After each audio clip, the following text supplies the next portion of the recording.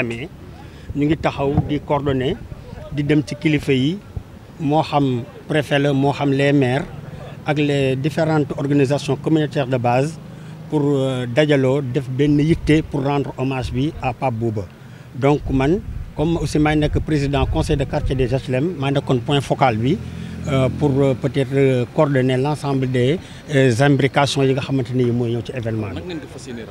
ni nga bëgg rendre hommage déjà dans un premier temps et c'est là on lance un appel à tous ceux qui vont venir ci événement bi bëgg nañ ko fii ñëw na nga sol lu weex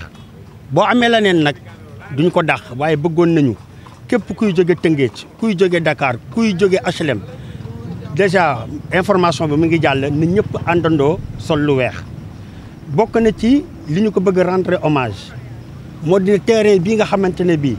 fi la defee ses premiers pas terrain bi à la sortie de cet événement mu porter le nom de Pape Bouba Diop waxtaan nañ ci ak autorités yi correspondance yi dem na nangul nañ ñu ko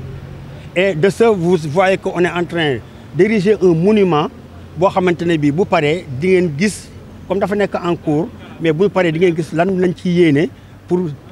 jëmbal lii may wax nii. bokk na ci bëgg ko rendre hommage ñu defoon benn demande pour que l'avenue bi jóge juuti ba dem ba clinique Nabi ñu mën ko tudde Pape Bouba Diop mais il se trouve que déjà autorités yi amoon na lu ñu nesoon ak lu ñu tënkoon ba am na kilifa guñ ko tudde woon mais nag am na beneen boo xamante ne bii def nañ ci sunu yéene mooy bi dalee rond point HLM nii ba génn ji nu mu tee autoroute 9 bi pour ñu tudde ko Pape Bouba mooy traité bi jaar sunu kanam wax dëgg yàlla autorité am nangul nañ ñu ko à l'avance nee nañ ils vont le faire par arrêté pour que aussi ñu tudde ko Pape Bouba parce que il le mérite bu yooyu wéyee ci jour bi en tant que tel on ne voudrait pas que événement dëj yi fi jaar yëpp ci ay kilifa am pëccëxoo am jaxasoo du am ci bosu Pape Bouba ba même ñi nga xamante ne ñii dañuy jàpp cercueil bi ils ont des badges cercueil nga xam ne du ñu xëccoo cercueil bi ñi nga xamante ne ñii ñooy famille bi bu ñu demee armeel ba on va ériger des barrières yoo xamante ne du ay barrières yi la ñu jël mais dinañ ko baliser à tel point que ñi jox ay badges parce qu'il y a des badges qui seront attribués aux familles aux imams et cetera nga xamante ne ñoom ñooy am accès ci enceinte boobu cela ne veut pas dire que nit ñi duñu ñëw ci armeel ya dinañu ñëw mais dinañ dégager benn rayon boo xamante ne bii ñi fay am accès mooy ñi nga xamante ne mooy les proches pour def li ñu war a def en toute quiétude du am benn jaxasoo du am benn pëccaxoo mais nag balaa ñu yegg foofu ci armeel ya incha allahu rabbi ñu ngi ko fas yéene en collaboration avec la famille parce que lu may wax rek waxtaan nañ ci ak famille bi ànd ci ak moom te seen grand frère de Pape Bouba bi mbokkal ndey ak baay Lamine Sane Diop et là-dedans ñu ngi ànd ak moom fu ñu dem ci audience ñoo moom ñoo ko ànd lu ñuy décider tamit wax nañ leen que ñu wax ko famille bi maanaam jàpp nañ ne jàkki HLM tey ji xat na pour ñu jullee fa Pape Bouba Diop ba ci terrain basket bii nañ ko fas yéene jullee mu nekk un espace boo xamante ne bii rëy na trop ñëpp dinañ fa mën a taxaw du am pëccëxoo du am xëccoo ñu jullee ko bu ñu ko xëjjalee ba pare avenue bi ñu ko bëgg a tuddee ci la ñuy jaar ci avenue bi bu ñu demee ba rond point HLM ASC cité millionnaire mu ngi ñuy xaar ci caserne sapeur pompier bi ñu génn jël waa ASC cité millionnaire génn ca tunnel bi jël ASC Ndargu Ndaw dem jël ASC Nimzat à Nimzat jël ASC JAD à Daré Salam jël ASC Kakalam Po Gabin jël ASC Lebougui à Dangu pour ñun ñëpp ñu ànd oto yi nag am nañ possibilité jël côté yoonu Sénélec bi érigé nañu terrain Lebougui ñaan nañ ko waa Lebougui ñu defal ñu ko parking nga xam ne armeel yi en tant que tel oto yi duñ fa dem dëkk xatal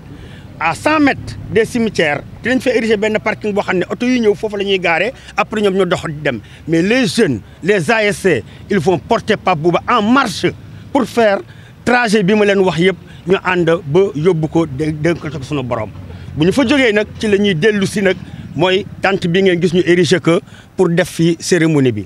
parce que kër yi dina xat pour que nit ñi di fa jaalante kër yi dina xat pour que nit ñi dafa waxante mais la fédération le ministère ont pris en charge l'ensemble des dispositions pour ñu ériger tente bi fii bu ñu ñëwee ñu def fi cérémonie fi officielle bi ñii ñuy jël ñuy ay kilifa ak ñi ñu tànn ci famille bi ñëw wax mu nekk loo xamante ni ñëpp a koy bokk bu ñu paree ñu ñaanalante daal di yeeweeku lii daal mooy li nga xamante ni li tënk nañu ko ñu am yéene def ko ànd ak famille bi ànd ak population wu HLM ànd ak population wu Rufisque ànd ak population wu Sénégal parce que président wax na ko léegi Déthié Wane ñu koy féliciter parce que lii initiative bi du point de vue Rufisque moom la bi mu ñëwee na fekk nañ HLM ñu organisé wu woon ñu ànd ak ñoom def ko benn collectif ak le président de l'ASC Ndefane muy Ablaye Ndione et nga xam ne aussi famille bi moom la désigné comme interlocuteur entre comité bi ak famille bi comité d'organisation bi ak famille bi vraiment mu ci def c'est un travail excellent et extraordinaire li ñu leen mën a wax daal moo dina tey événement bi fii la toll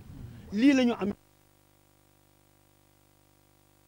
bu amee lu ciy rëq it am nañu yéen mu rafet parfaire ci anam yu gën a rafet à la hauteur et à la dimension de l'homme qui se trouve être Pape Bouba Diop qui a une dimension aujourd'hui continentale, une dimension même internationale. Alors dañu dégg tout à l'heure au niveau donc des médias que Stade bu Sénégal moom lañ ko fas yéene tuddee ak rendre hommage bi ko chef de l'État di def ñu def ko donc ordre national de l'ordre du Lion ni yéen en tant que ñuy defar hommage bi na ngeen gisee lu ni mel ndax yëg ngeen également. waaw yëg nañu benn information bi que ne le chef de l'État tey jii dina ko gratifier érigé nañu tentier à l'aéroport envoyé nañ fii aussi ay délégations yi ñu war a jël yóbbu ko kon à 15h30 corps bi 15h25 lay ñëw à 15h30 cérémonie bi dina commencer foofu nga xam ne le président de la République à titre posthume va décorer Pape Bouba Diop bu ñu ci paree dinañu jox corps bi famille bi li nga xamante ne lii nag stade national bi dañ koy tudde Pape nekkul ci suñu compétence te it yëguwuñu ko